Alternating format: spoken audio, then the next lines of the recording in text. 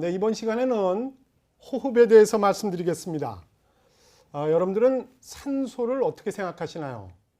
산소가 많으면 좋고 산소가 희박하면 건강을 해칠 것 같고 별로 좋아하시지 않죠?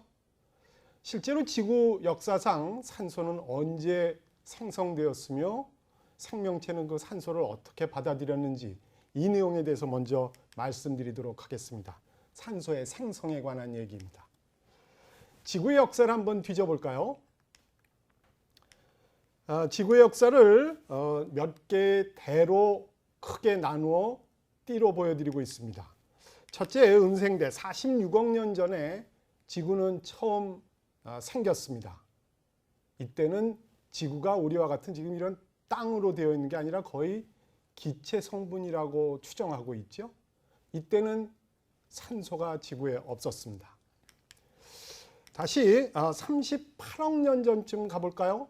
상당히 8억 년이 순식간에 넘어가긴 했습니다만 여기 적혀 있다시피 생명체의 흔적이 처음 발견된 시기입니다. 38억 년 전이 그렇습니다. 이렇게 38억 년 전에 생명체가 처음 발견된 처음 시작한 이래로 실제로 27억 년 상당히 또 오랜 시간이 흘렀죠. 처음으로 지구상에 광합성을 하는 생명체가 나타났습니다. 바로 시아노박테리아입니다. 광합성을 하니까 당연히 산소를 생성할 수 있게 됐겠죠.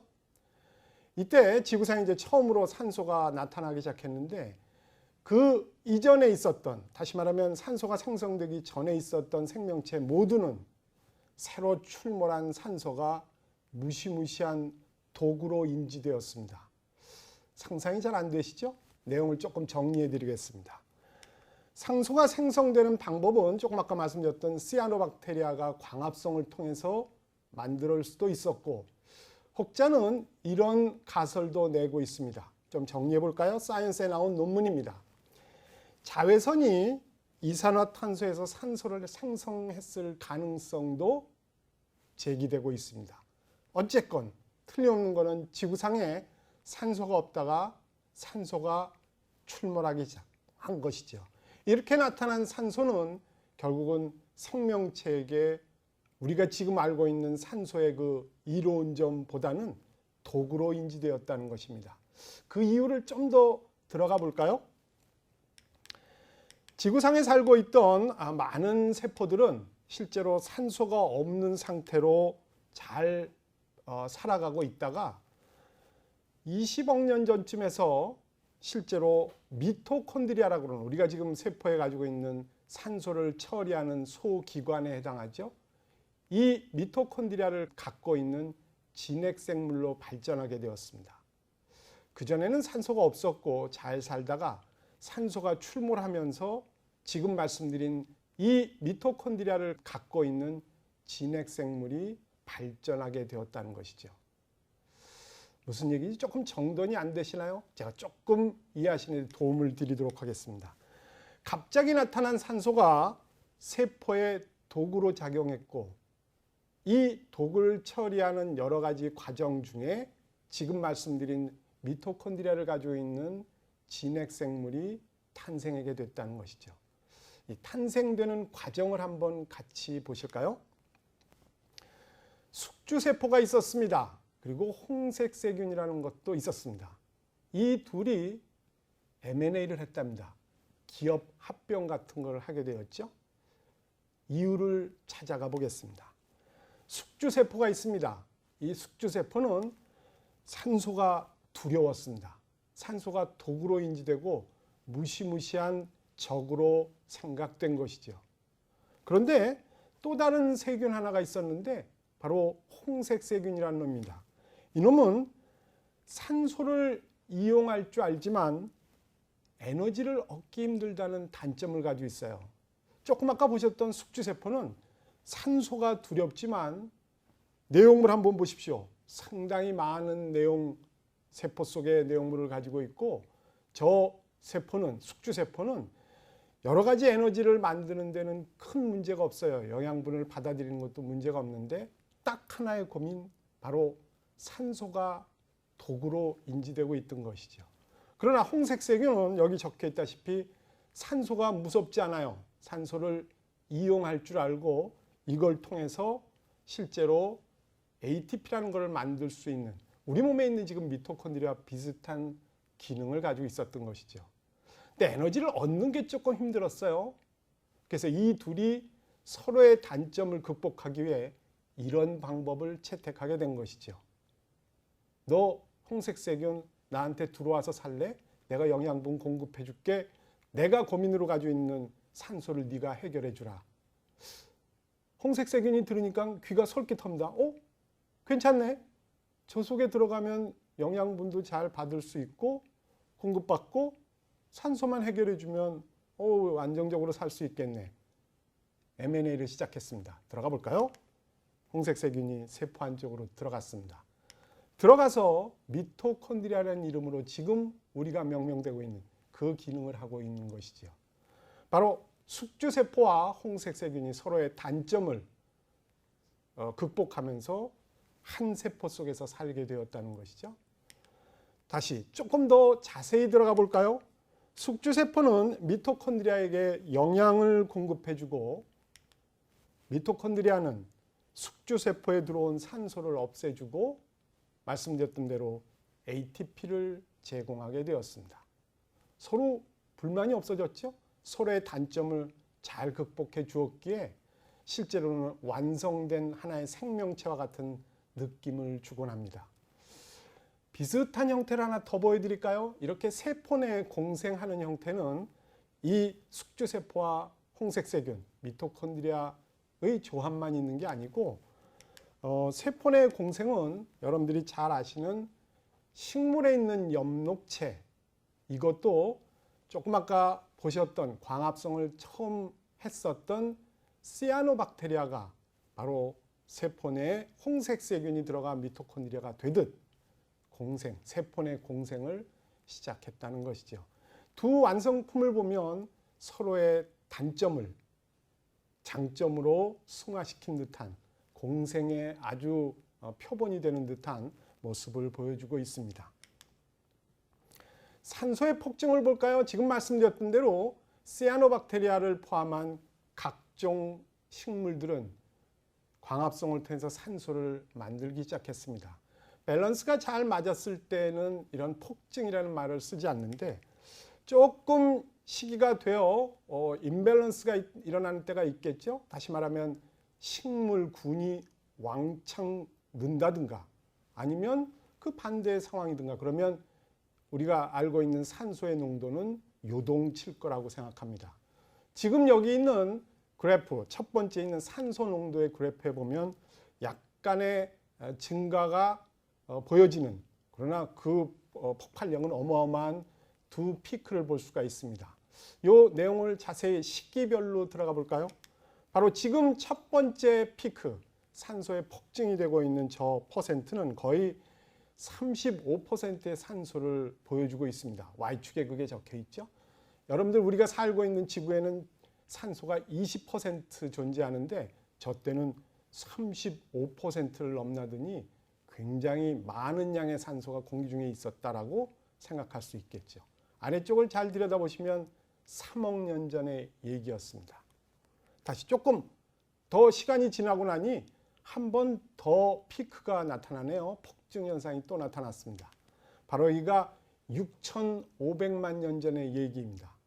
이 6,500만 년 전 얘기는 여러분들이 자주 매체나 아니면 도서에서 볼 수 있는 공룡이 멸종하는 시기와 일치하기도 합니다. 조금 더 내용을 들어가 보겠습니다. 지금 말씀드렸던 지구의 역사 중에 3억 년 전 바로 산소가 35% 증가했던 첫 번째 산소의 폭증 시기에는 볼소보 잠자리라는 게 있습니다. 이 볼소보 잠자리는 스페인의 볼소보 지방에서 발견된 화석에 있는 잠자리인데 날개 길이가 1m랍니다. 어마어마하게 크죠. 날개 길이가 1m면 뭐 사람 잘못하면 잡아갈지 모르겠습니다. 산소가 농도가 높으니까 대사가 증진되어 결국은 거대한 거미도 만들어지고 당연히 산소가 많이 만들어졌다는 얘기는 식물군이 왕성하게 성장되었다는 반증이기도 하지요. 따라서 식물과 동물이 굉장히 사이즈가 커지는 형태의 모습을 보여줬다는 것이죠. 지금 보고 계신 이 그림이 바로 볼소보 지방, 스페인의 볼소보 지방에 있는 잠자리 화석입니다. 날개 길이가 1m라니까 정말 거의 반 헬리콥터 같이 보여졌겠죠.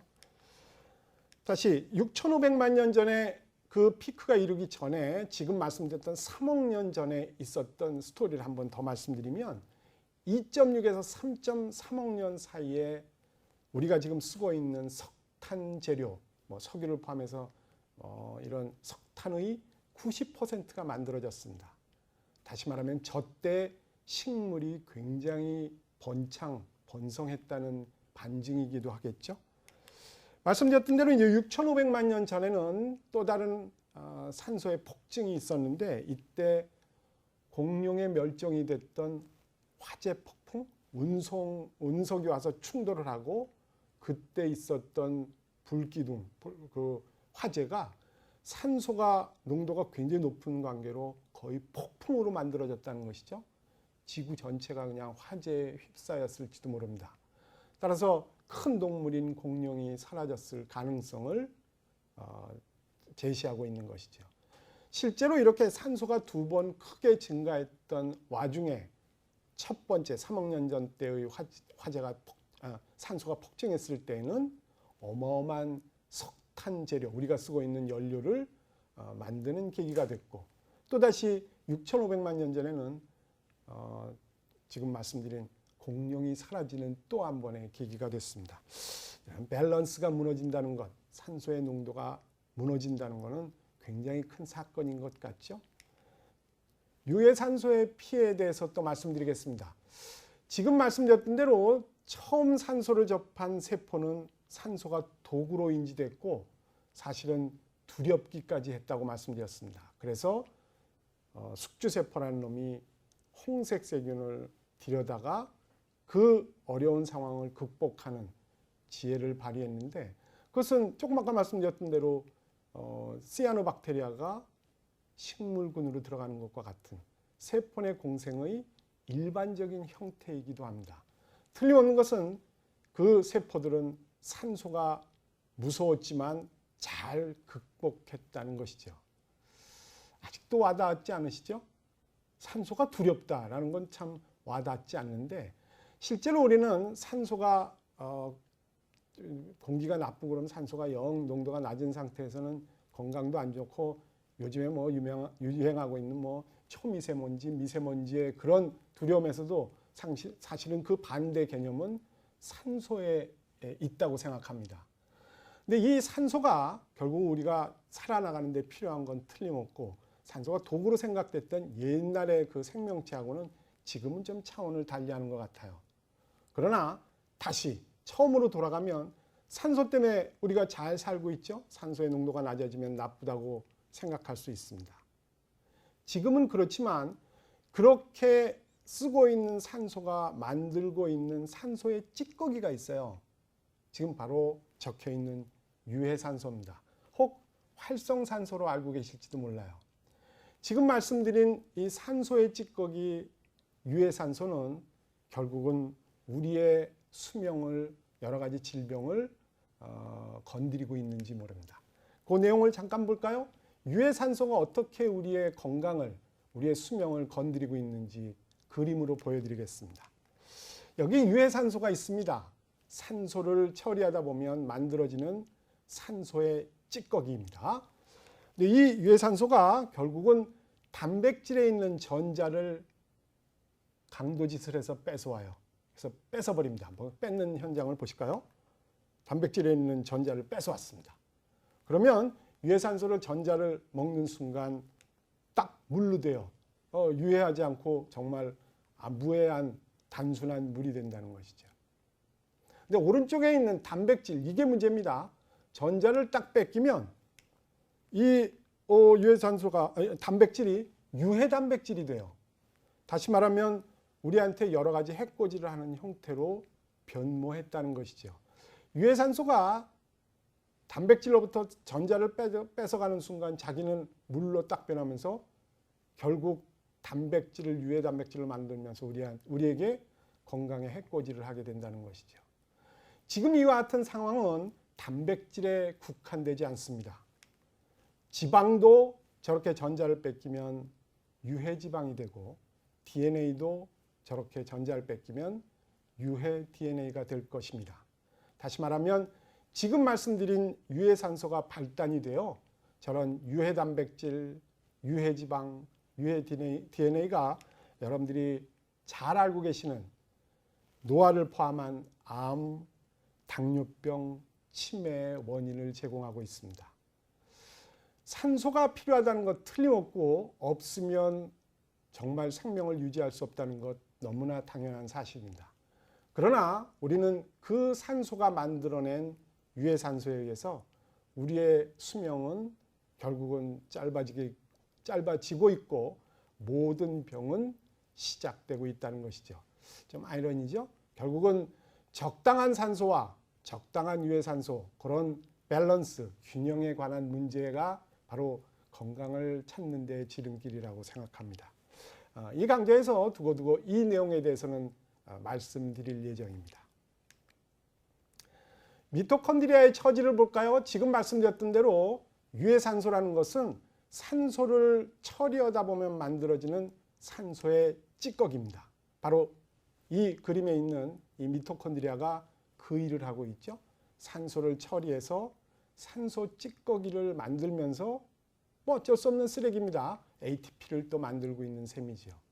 지금 말씀드렸던 대로 ATP를 만들다 보면, 산소를 이용하여 ATP를 만들다 보면 원하지 않건 결국은 유해산소는 생긴다는 것입니다.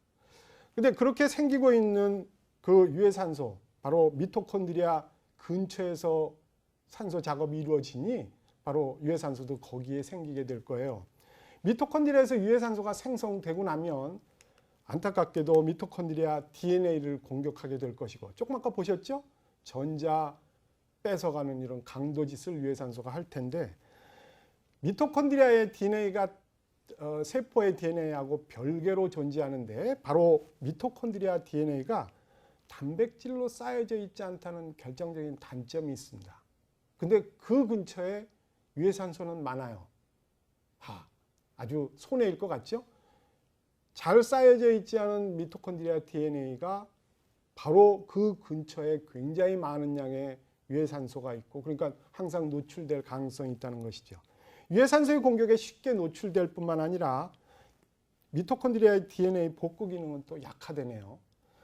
잘 공격당하고 환경도 좋지 않고 복구 기능도 시원치 않고, 실제로 굳은 일을 다 하고 있는 숙주세포에게 mRNA를 통해서 이제 안쪽으로 들어오게끔 종용하여, 그 종용을 받아서 지금 들어와 있는 상태인데, 들어온 그 홍색세균 미토콘드리아는 뭐 어쩔 수 없이 이런 열악한 상황에 놓여지게 되어버린 것입니다.